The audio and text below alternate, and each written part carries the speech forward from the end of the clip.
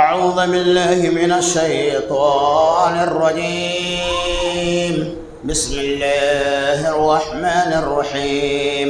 ولتكن منكم أمة يدعون إلى الخير ويأمرون بالمعروف وينهون عن المنكر وأولئك هم المفلحون.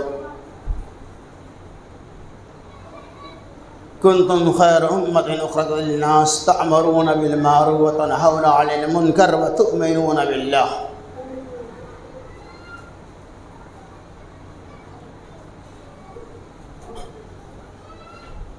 وقال النبي صلى الله عليه وسلم: من رأى منكم منكرا فليغير بيده ومن لم يستطع بلسانه ومن لم يستطع بقلبه وهو أضعف الإيمان. رواه مسلم.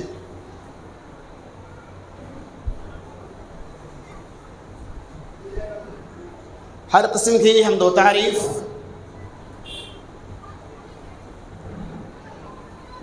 ثنا اور خوبی، تعریفات اور بے شمار تسبیحات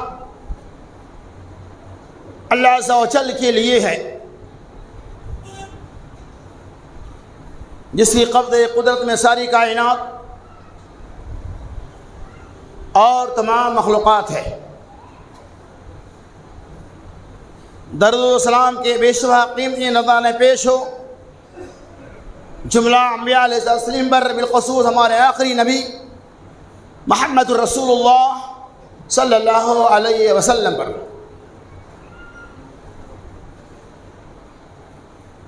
محترم اکابرین جماعت، حاضرین جمعہ، گھروں میں بیٹھی ہوئی پردہ نشی خواتین اسلام، یہ اسلام جسے اللہ تبارک و تعالی نے ہمارے لیے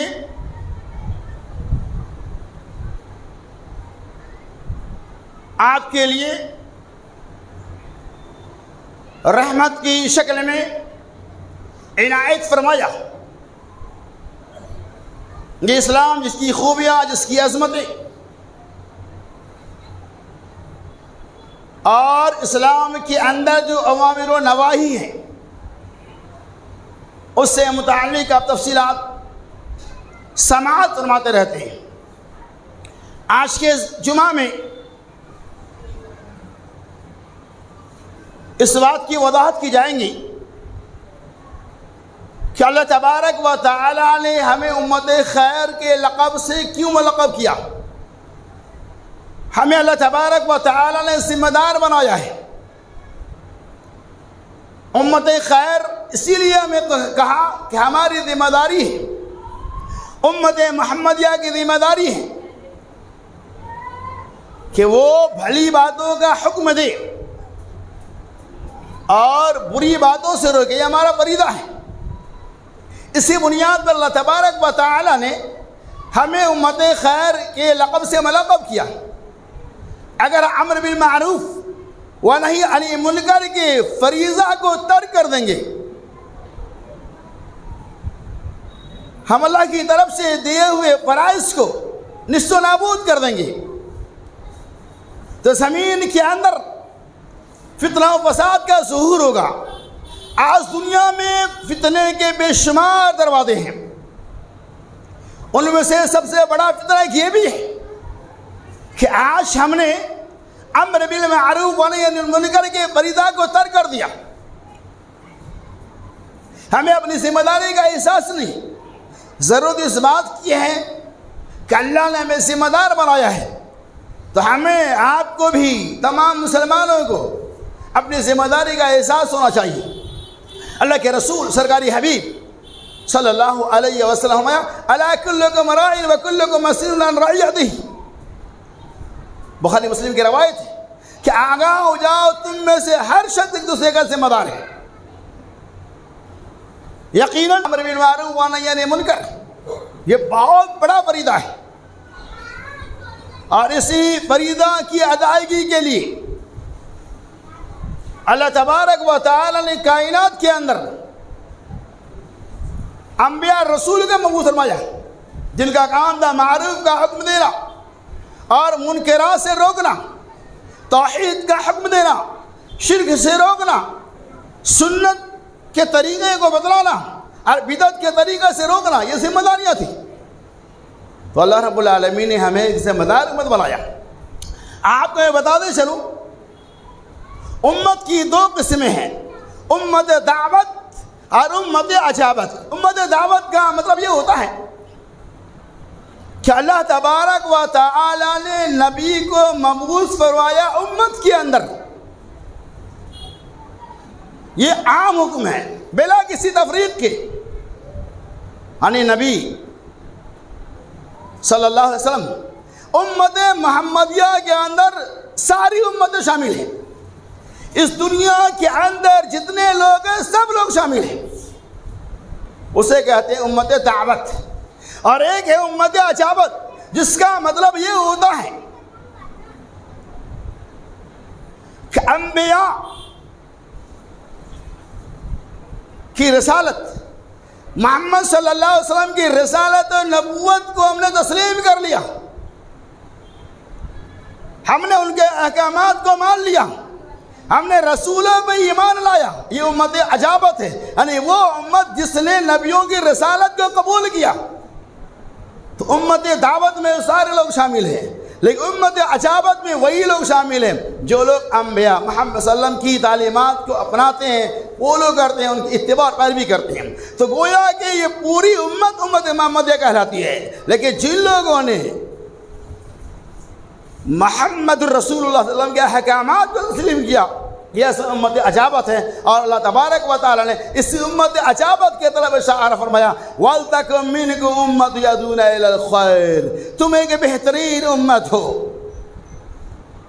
یأمرون بالمعروف، تمہاری ذمہ داری ہے کہ لوگوں کو بھلی باتوں کا حکم دو، وَيَنْهَوْنَ عَنِ الْمُنْكَرِ، اور منکرات سے بھی روکو، وَتُؤْمِنُونَ بِاللَّهِ، آیت بتلا رہی ہے کہ وَلْتَكُن مِّنْكُمْ أُمَّةٌ يَدْعُونَ إِلَى الْخَيْرِ، تم بہترین امت ہو، کنتم خیر امت، تم خیر امت ہو، تمہاری ذمہ داری یہ ہے کہ تم لوگوں کو اللہ کی طرف بلاتے ہو۔ اور قرآن دوسرے اور فرمایا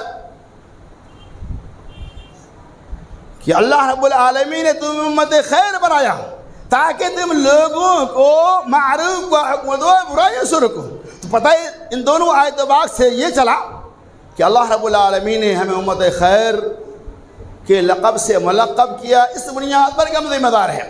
تو ہر ایک شخص کو معروف کا حکم کرنا چاہیے اور منکرات سے روکنا چاہیے۔ اللہ تبارک و تعالی نے فرمایا، واللہ یدعو الی دار السلام ویہدی من یشاء الی صراط مستقیم، واللہ یدعو الی دار السلام۔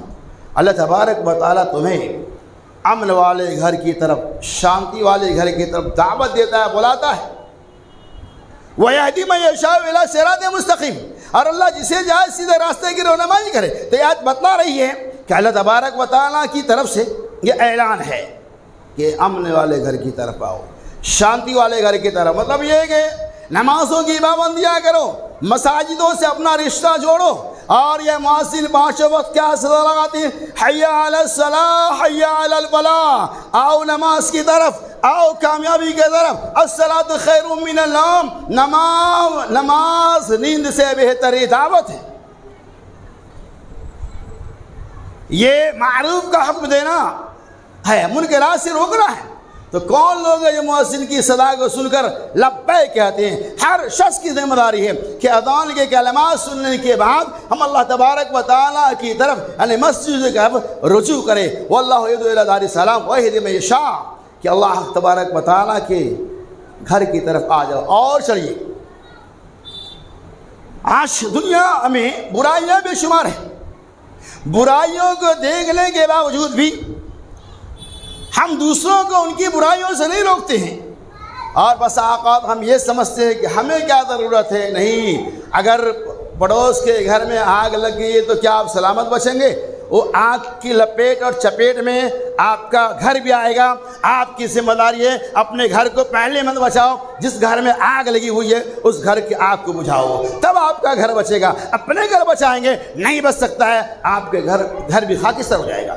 تو کیا پتہ چلا کہ ہمیں معروف کے حکم دینے کے ساتھ ساتھ منکرات سے بھی لوگوں کو روکنا ہے. یہ نہیں کہ ہماری کیا ضرورت نہیں, اسلام کی دعوت نہیں, خود بھی ہمیں خیر کے کاموں کو انجام دینا ہے اور لوگوں کو بھی خیر کی طرف بلانا ہے. اور اگر نہیں بلائیں گے تو آپ کے لیے بھی تباہی ہے اور سامنے والوں کے لیے بھی تباہی ہے. بخاری شریف کی روایت ہے, حضرت سعید خدری رضی اللہ تعالیٰ بیان کرتے ہیں, اللہ کے رسول صلی اللہ علیہ وسلم نے ایک مثال بیان کیا. ہم کہتے ہیں نا ہمیں کیا ضرورت ہے, ارے پڑھے گا اپنے لیے, نہیں پڑھے گا اپنے لیے. آپ کا کام ہے دعوت کا کام کرنا, آپ کا کام ہے معروف کا حکم دینا. وہ نہ مانے یہ ان کی ذمہ داری ہے, آپ کی ذمہ داری ہے برائی سے روکو.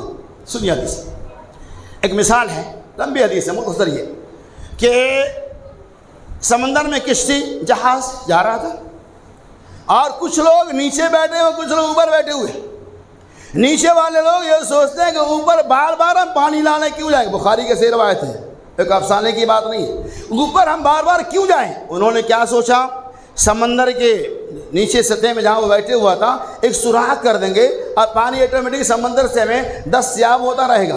آپ میرے بھائیوں, اگر اوپر والا اسے سوراخ کرتے ہوئے چھوڑ دیتا تو کیا ہوتا. کہتا سوراخ کرنے تو وہ اپنا کر رہا ہے, ارے وہ بھی ڈوبتا, اوپر والا بھی ڈوبتا, نیچے والے بھی ڈوبتا. اوپر والے کی ذمہ داری کیا ہے کہ نیچے والوں کو روکے کہ سوراخ مت کرو, تم بھی ڈوبو گے ہم بھی ڈوبیں گے. کیا پتہ, ایک مثال اللہ کے سامنے دے رہے ہیں. اس سے کیا پتہ چلا کہ ہمیں منکرات سے روکنا چاہیے اور روکنے کی طاقت نہیں ہے. اللہ کے رسول سرکاری حبیب صلی اللہ علیہ وسلم نے نسخہ بھی بتا دیا کہ من رأى منكم منكرا فليغيره بيده ومن لم يستطع بلسانه ومن لم يستطع بقلبه وهو أضعف الإيمان. تم میں سے اگر کوئی آدمی, من رأى منكم منكرا, اگر کوئی آدمی برائی کو دیکھتا ہے, منکر باتوں کو دیکھتا ہے, بے حیائی کے کاموں کو دیکھتا ہے, فليغيره بيده, اللہ نے طاقت دے رکھی ہے تو اس کو اپنے ہاتھ سے روکے. وَمَن لَّمْ يَسْتَطِعْ فَبِلِسَانِهِ, اور ہاتھ سے روکنے کی طاقت نہیں ہے تو اپنی زبان سے روکے. وَمَن لَّمْ يَسْتَطِعْ بِقَلْبِهِ, اور اگر زبان سے بھی روکنے کی طاقت نہیں ہے تو دل کے اندر برا مانے. یہ ایمان کا سب سے نیچے والا درجہ ہے. کیا پتہ ہمیں برائیوں سے لوگوں کو روکنا ہے. کبھی کبھار ایسا ہوتا ہے کوئی آدمی برائی کر رہا ہے, بے حیائی پہ تلا ہوا ہے, اور آپ اسے روکیں گے, ہو سکتا ہے مار پیٹ کی نوبت آ جائے, معاملہ بگڑ جائے. تو وہاں کیا کرنا ہے, زبان سے ہمیں تبلیغ کرنا, بھائی یہ ڈی جے بنا حرام ہے, یہ کام کا نعرہ ہے, مت کرو. طاقت اور اس سے بھی نہیں کہہ سکتے ہیں تو کم از کم دل میں تو ہم اس چیز کو برا مانیں گے. اگر تینوں صفات میں سے آپ کے اندر ایک بھی صفت موجود نہیں ہے تو آپ جلد سے جلد ہلاکت و بربادی کے لیے تیار ہو جائے. آپ نے سنا ہوگا سورہ بقرہ کا وہ واقعہ جو مشہور و معروف مچھلی والا واقعہ. میں آپ کو اللہ نے کیا فرمایا سورہ بقرہ کے اندر, اللہ رب العالمین نے اعلان کیا وَكُنْ قِرَدًا خَاسِئِينَ فَجَعَلْنَاهَا نَكَالًا لِمَا بَيْنَ يَدَيْهَا وَمَا خَلْفَهَا وَمَوْعِظَةً لِلْمُتَّقِينَ. اللہ تبارک و تعالی اس آیت کا یہ پیغام دیا کہ رب العالمین نے قوم بنو اسرائیلیوں کو سنیچر کے دن شکار کرنے سے منع فرمایا تھا, لیکن ان لوگوں کو اس چیز کو نہیں مانا اور وہ لوگ سنیچر کے دن شکار کرنا شروع کر دیے. اللہ رب العالمین وَكُونُوا قِرَدًا خَاسِئِينَ, اللہ نے اسے ذلیل و خوار بندر بنا دیا, اور جو سامنے موجود تھی ان کے لیے ہم نے اسے عبرت بنایا. وَمَوْعِظَةً لِلْمُتَّقِينَ, اور متقیوں کے لیے میں نے اسے نصیحت کا ذریعہ بنایا. پوری تفصیل اس کی موجود ہے. بالاختصار یہ قوم بنو اسرائیل جسے اللہ رب العالمین نے سنیچر کے دن مچھلی شکار کرنے سے منع فرمایا تھا, لیکن مقام عیلا والے کچھ لوگوں نے اس چیز کو دوسرے انداز میں پیش کیا, حیلہ اور بہانہ مارا. اللہ کی طرف سے ایک آزمائش تھی. سنیچر کے دنی مچھلیاں زیادہ آیا کرتی تھی. کچھ لوگ کیا دماغ لگائے, سنیچر کے دن صبح میں گئے, جال وغیرہ پھیلا دیے یا مچھلیوں کو رسی سے باندھ کر چلے آئے, اور سنڈے کے دن صبح صبح جا کر مچھلیاں لے کر پکا کے کھا رہے ہیں. محلے میں خوشبو آئی, یہ کون سی خوشبو ہے؟ تو کہا ارے ہم سنیچر کے دن مچھلی توڑی مارے تھے, ہم نے تو آج لایا مار کے, اور طریقہ بتا میں ایسا کہ کئی لوگ ایسا کرنا شروع کر دیے. جبکہ یہ خلاف شرع تھا اس وقت کے شریعت کے مطابق یہ غلط بات تھی. تو کیا کہ ہیلا بہانہ. آج ہم برائیوں کو فروغ دینے کے لیے بہت سارے بہانے بناتے ہیں. اللہ ہمیں ہیلا اور بہانہ سے بچنے کی توفیق عطا فرمائے. معاملہ کیا ہوا؟ بالاختصار یہ کہ اس وقت 3 طرح کے گروہ پیدا ہو گئے. ایک گروہ ایسا تھا جو ہیلا بہانہ مار کے مچھلیاں کھانا شروع کر دیے. دوسری جماعت، دوسری گروہ ایسی تھی جو ان کو بس دیکھ کر برائیوں سے انہیں روکتے نہیں تھے. کہا وہ سمجھے، ان کا کام سمجھے، بس اپنا ہم تو نہیں کرتے، ہم تو نہیں کھاتے. تیسرا گروہ وہ تھا جو ان کو ان کی برائیوں سے روکتا تھا. کہا سنیچر کے دن شکار کرنا یہ حرام ہے، یہ غلط کام ہے، لیکن وہ نہیں مانا. آخر میں ایک دیوار حائل کر دیا گیا. ابن کثیر کی صحیح روایت ہے. اور اللہ رب العالمین نے کیا کہا اور تو سنیے آپ. دیوار حائل ہو گئی. جو لوگ برائیوں سے روکتے تھے اور برائی کے کاموں کو خود بھی انجام نہیں دیتے ان کی الگ ٹولی بن گئی. اور جو لوگ مچھلیاں مارتے تھے ان کی ٹولیاں الگ تھی، اور جو منع نہیں کرتے تھے وہ ان میں شامل تھے. لیکن اس کے بارے میں کوئی فکر نہیں تھی. اللہ رب العالمین نے صبح تر وکون قردۃ خاسئین، اللہ نے اسے بندر بنا دیا، سور بنا دیا. جب صبح ہوئی تو کافی دیر تک دروازہ نہیں کھلا. گیٹ جب کھولا گیا تو وہ جماعت جو حق پر تھی، جنہوں نے دعوت کے کاموں کو انجام دیا، برائیوں سے روکا اور کہا یہ کام برا ہے، برائیوں سے روکا بھی اور معروف کا حکم بھی دیا. اللہ نے کیا کیا؟ ارے دیکھتے ہیں ان کے چہرے مسخ ہو چکے ہیں. اللہ تبارک و تعالیٰ نے مردوں کو بندر بنا دیا اور عورتوں کو بندریاں بنا دیا. بچے بھی ان کے بندر ہو گئے. یعنی اللہ نے ان کی شکل کو بدل دیا، مسخ کر دیا. اور بتاؤں آپ کو، وہ بندریاں یا بندر ان لوگوں کو پہچانتے بھی تھے، جان پہچان سب کچھ جان رہے ہیں. ان لوگوں نے کہا اور ان کو بھی اور ان کو بھی، جن لوگوں نے برائیوں سے انہیں نہیں روکا تھا، اللہ نے اسے بھی ہلاک کر دیا، اسے بھی مسخ کر دیا. اور کون لوگ بچے؟ جو معروف کا حکم دے رہے تھے اور منکر سے لوگوں کو روک رہے تھے. یہ امت کتنے دن تک رہی؟ یہاں ایک بات میں اشارہ کروں، صرف 3 دن تک رہی. یہ بندر کی جماعت اللہ کی طرف سے عذاب کی شکل دی. 3 دن کے بعد اللہ نے اسے ہلاک کر دیا. کوئی بچا، ایک بھی نہیں بچا. آج لوگوں نے مشہور کر دیا کہ اسی بندر کی نسلیں آج. یہ عقیدہ بالکل باطل. بندر پہلے بھی تھا، آج بھی ہے. اللہ نے جو عذاب کی شکل میں بندر بنا جس قوم کو، وہ بندر آج نہیں ہے، اس سے اس کا کوئی رشتہ نہیں ہے. بندر پہلے بھی تھا، آج بھی ہے. بہرحال جو عقیدہ یہ پھیلاتے ہیں اسی بندر کی جماعت ہے، اسی لیے اس کی شکلیں انسان سے ملتی جلتی ہے. یہ بات بالکل ہی غلط ہے. تو خلاصہ کلام یہ ہے کہ جن لوگوں نے معروف کا حکم دیا اور لوگوں کو برائیوں سے روکا، اللہ تبارک و تعالیٰ نے اسے بچا لیا. اور آگے چلیے. حضرت اسامہ بن زید، بخاری شریف کی روایت ہے، حضرت اسامہ بن زید رضی اللہ تعالیٰ عنہ کہتے ہیں رسول اللہ صلی اللہ علیہ وسلم نے فرمایا ایک آدمی کو لایا گیا اور اس آدمی کو جہنم میں ڈال دیا گیا. اس آدمی کی آنتیں تیزی کے ساتھ بھاگنے لگی، تیزی کے ساتھ، اور اس کی حالت اس گدھے کی طرح سے ہو گئی جو گدھا چکی کے گردے گھومتے ہیں، ویسی وہ اس کے اندر گھومنے لگا. اللہ تبارک و تعالیٰ نے اتنا بھیانک سزا دیا. کون؟ یہ کون لوگ تھے؟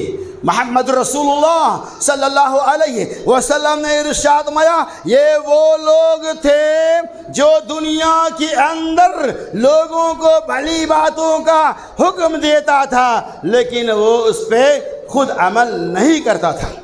دوسری روایت حضرت انس رضی اللہ تعالیٰ عنہ کہتے ہیں کہ نبی اکرم صلی اللہ علیہ وسلم جب معراج میں گئے تو آپ صلی اللہ علیہ وسلم نے جہاں بے شمار واقعات کو دیکھا، ان میں سے آپ نے ایک واقعہ یہ بھی دیکھا، ایک ایسی قوم ہے کہ جن کی زبانوں کو اللہ تبارک و تعالیٰ قیچیوں سے کاٹ رہا ہے، ان کی زبانیں کاٹی جا رہی، چیخ اور چلا رہا.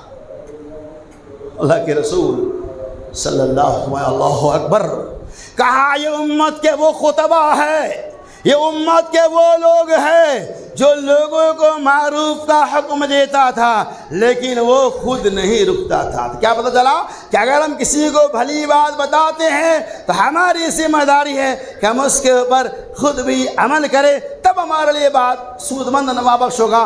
قرآن نے کہا اتأمرون الناس بالبر وتنسون انفسکم وانتم تتلون الکتاب افلا تعقلون۔ اللہ نے فرمایا اتأمرون الناس، کیا تم لوگوں کو بھلی باتوں کا حکم دیتے ہو، وتنسون انفسکم، اور اپنے آپ بھلا دیتے ہو، وانتم تتلون الکتاب، اس حال میں کہ تم کتاب کی تلاوت کرنے والے ہو، قرآن مقدس کو پڑھنے والے ہو۔ افلا تعقلون، کیا عقل و شعور نہیں رکھتے؟ یہ آیت پاک ہمیں بتلا رہی ہے اتأمرون الناس بالبر وتنسون انفسکم۔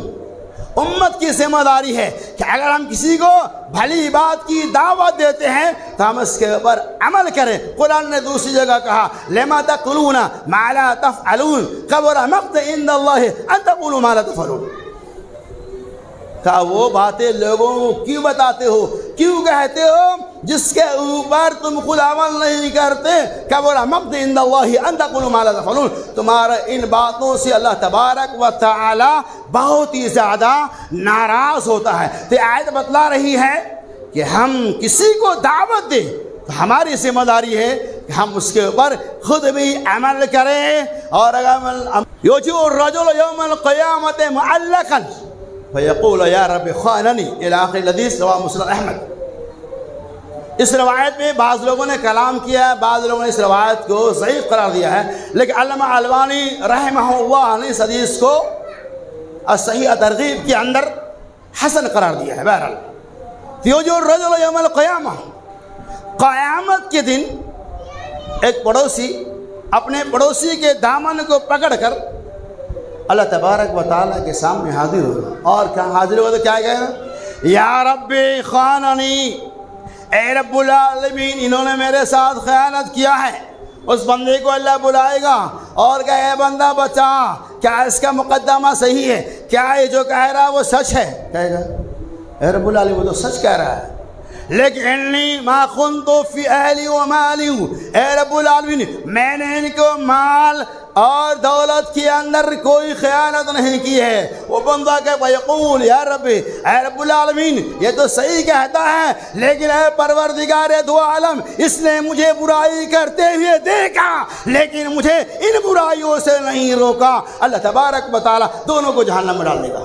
کیا پتہ چلا کہ برائی اگر کوئی سماج اور معاشرے کے اندر کر رہا ہے تو ان برائیوں سے روکنا نہایت ضروری ہے، ورنہ ان برائیوں کے لت میں آپ بھی آ سکتے ہیں اور اللہ رب العالمین کے ہاں آپ کی بھی گرفتاری ہو جائیں گی۔ اور اللہ کے رضا کہ ہماری اور آپ کی ذمہ داری ہے کہ معروف کے کاموں کو انجام دینے کے ساتھ ساتھ ہمیں سامنے والوں کو منکر اور برائیوں سے بھی روکنا ہے۔ اسی کے نام ہے امت اجابہ۔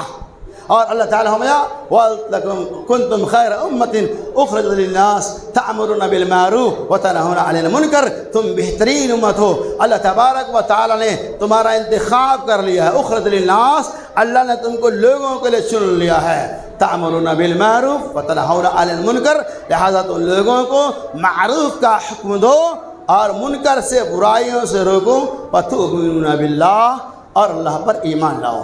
اللہ سبحانہ اللہ تبارک و تعالی ہمیں اور آپ کو دعوت و تبلیغ کے میدان میں بڑھ چڑھ کر حصہ لینے کی توفیق فرمائے۔ اور دعوت و تبلیغ کا مطلب یہ نہیں ہے کہ آپ ایک جماعت اور وقت کی شکل کو ادھر انفرادی طور پہ جو بھی ملے آپ دعوت کو جیسے دعوت کی مثال دیتا ہوں۔ اللہ کے رسول صلی اللہ علیہ وسلم نے شخص کو دیکھا کہ وہ الٹے ہاتھ سے کھا رہے ہیں، آپ نے فرمایا کل مما یلی، کہا اپنے دائیں ہاتھ سے کھاؤ، یہ بھی دعوت ہے، یہ بھی دعوت ہے۔ آپ کسی کو کسی بھی آدمی کو کوئی برائی کرتے ہوئے دیکھ رہے ہیں، آپ روک دی ہوئی بھی دعوت، انفرادی دعوت بھی ہے، اس کی بہت اہمیت ہے۔ بہرحال ہر شخص ذمہ دار ہے، انہیں اپنی ذمہ داری کا احساس ہونا چاہیے۔ اللہ سے اللہ تعالیٰ سنی تمام باتیں کے اوپر ہمیں اور آپ کو عمل کرنے کی توفیق عطا فرمائے، آمین۔